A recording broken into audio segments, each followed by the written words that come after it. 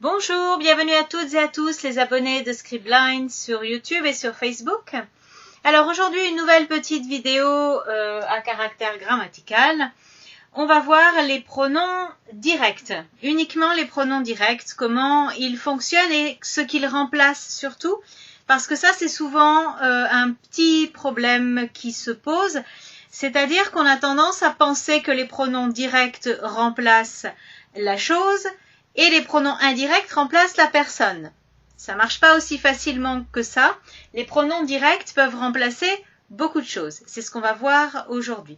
Alors, je sais qu'on m'avait posé la question concernant le pronom en et l'utilisation du pronom en. J'ai fait le choix de commencer par cette explication sur les pronoms directs parce que les pronoms directs sont un peu plus basiques et sont un peu plus fréquents. Et il faut quand même comprendre cette base-là des pronoms directs pour ensuite comprendre l'utilisation du pronom en, qui est lui aussi d'une certaine manière un pronom direct. On va voir pourquoi et comment. On verra pourquoi et comment dans une prochaine vidéo. Alors, donc on va commencer tout de suite avec le pronom direct. Je voudrais en fait prendre 3 situations particulières. Alors, les pronoms directs, déjà, je vous les donne. J'ai noté sur la première ligne les pronoms singuliers et sur la deuxième ligne les pronoms pluriels. Vous pouvez donc avoir, donc souvent, on commence à étudier ces 4-là, c'est-à-dire qui désignent une chose qui est nommée, qui est complément direct, une chose extérieure. Donc, masculin le, féminin la. L'L apostrophe, c'est les deux. C'est masculin et féminin devant un verbe qui commence par une voyelle ou un H non aspiré, un H latin. Et vous avez également le pluriel qui est les, donc ce sera le pluriel masculin et féminin aussi. Celui-là, il n'y a pas de distinction. On fera une petite liaison quand il y aura un verbe avec voyelle ou H non aspiré. Mais vous avez également les pronoms qui renvoient à la personne. Alors ici, cela évidemment, c'est là qu'on va commencer à se poser la question des pronoms directs qui remplacent les choses. Ah non, ça ne remplace pas les choses. Ceux-là peuvent remplacer des choses, pas uniquement. Ils peuvent aussi remplacer des personnes, mais ceux-là vont bien sûr remplacer des personnes puisqu'on parle de moi, de me, de te, de nous et de vous. Et on va trouver le cas du M' et du T' devant les verbes qui commencent par une voyelle ou un H non aspiré. Alors, je vais prendre 3 cas de figure pour voir ce que ces pronoms peuvent remplacer. Je vais commencer d'abord avec le verbe... Qu'est-ce que je vais prendre? Le verbe acheter. Voilà. C'est-à-dire un verbe qui est destiné à recevoir une chose. Généralement, acheter quelqu'un, on ne va pas entrer dans ce débat. Ok, alors, acheter quelque chose, donc par exemple, acheter,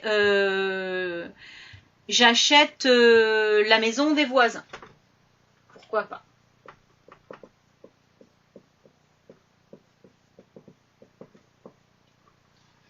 Si je veux faire une phrase où je vais remplacer la maison des voisins, je dirais je l'achète. Si j'utilise le verbe vendre pour prendre un verbe qui ne commence pas par une voyelle, je vais dire je la vends. Donc ici, que ce soit l'apostrophe avec une voyelle, que ce soit la complet, parce que le verbe commence par la consonne V, par une consonne. Dans ce cas, en effet, le pronom direct va remplacer une chose. Sur ça, on est d'accord. Deuxième cas de figure. Si je prends par exemple le verbe rencontrer. Alors, il est vrai que je peux rencontrer des choses. C'est une possibilité. Mais généralement, je rencontre des personnes. Ok? Donc, rencontrer la voisine. Je suis toujours avec les voisins. Comment je vais remplacer la voisine? Eh bien, avec la. Je la rencontre.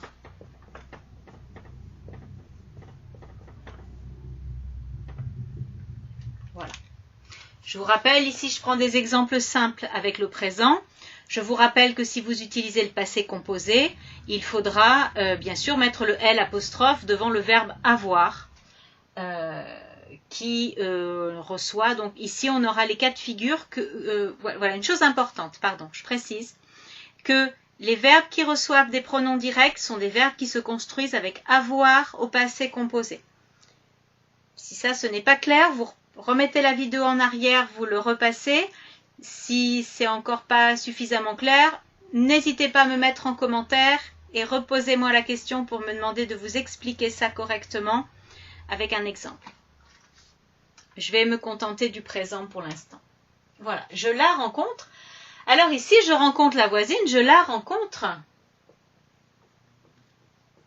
Ici, le pronom direct va bien correspondre à une personne.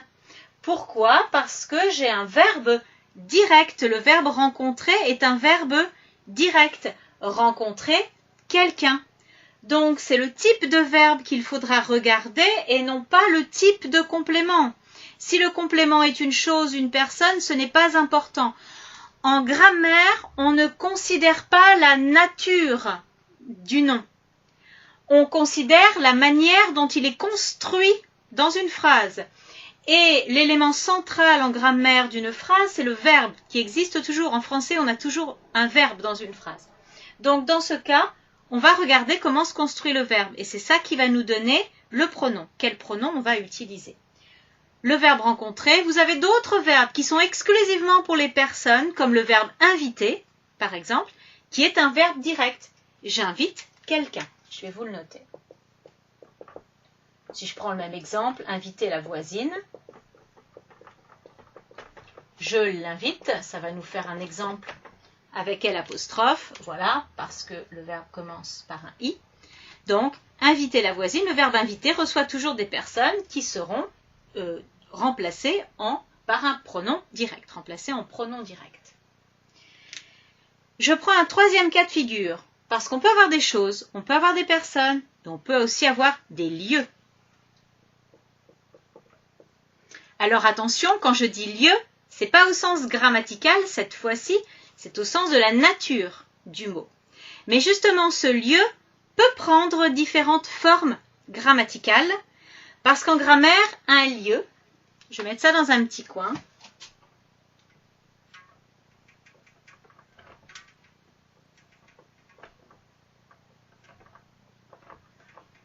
en grammaire, un lieu, quand on parle d'un lieu, un complément de lieu, il faudra toujours une préposition.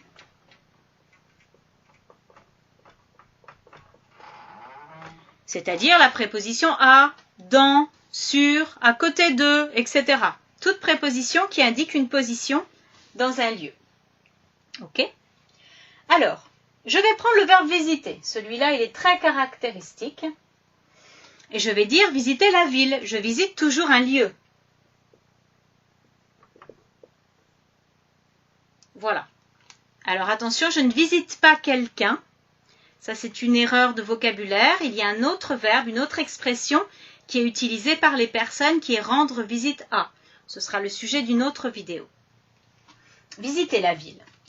Donc, évidemment, si je remplace, eh bien, si je suis la logique que j'ai expliquée ici, je regarde le verbe, je constate que le verbe, c'est un verbe direct, qu'il n'y a pas de préposition. Donc, je vais utiliser un pronom direct et je dirai « je la visite ». Pardon.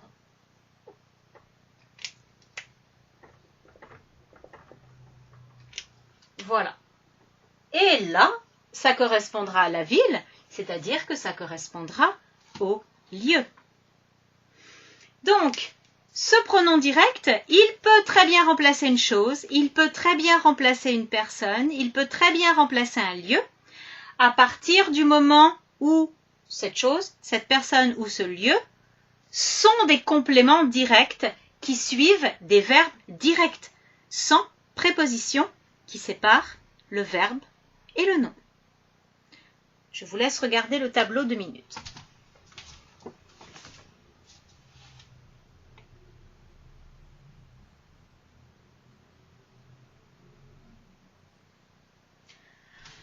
Donc évidemment, dernière précision, s'il s'agit de ces pronoms-là qui remplacent obligatoirement des personnes, eh bien ils fonctionneront évidemment avec les mêmes verbes. Alors évidemment pas avec le verbe visiter puisqu'il ne marche pas pour les personnes. Ça pourra fonctionner avec le verbe rencontrer. Je rencontre tu, je te rencontre, je vous rencontre. Donc ça marche, ça va marcher de la même manière et ce sera bien les personnes ici. Voilà, j'espère que mon explication était suffisamment complète. N'hésitez pas, les vidéos, n'hésitez pas à les regarder plusieurs fois. Si dans mon explication, quelquefois j'ajoute des petites choses, des petites explications qui peuvent être d'ailleurs le sujet d'une autre vidéo, c'est ce que je ferai d'ailleurs avec le verbe visiter et les verbes qui ont la même signification. Et n'hésitez pas à me mettre un commentaire sur YouTube ou sur Facebook pour me dire « Je n'ai pas compris, pouvez-vous répéter? Pouvez-vous me donner un autre exemple ?» Surtout n'hésitez pas, je réponds à toutes vos questions, à tous vos commentaires.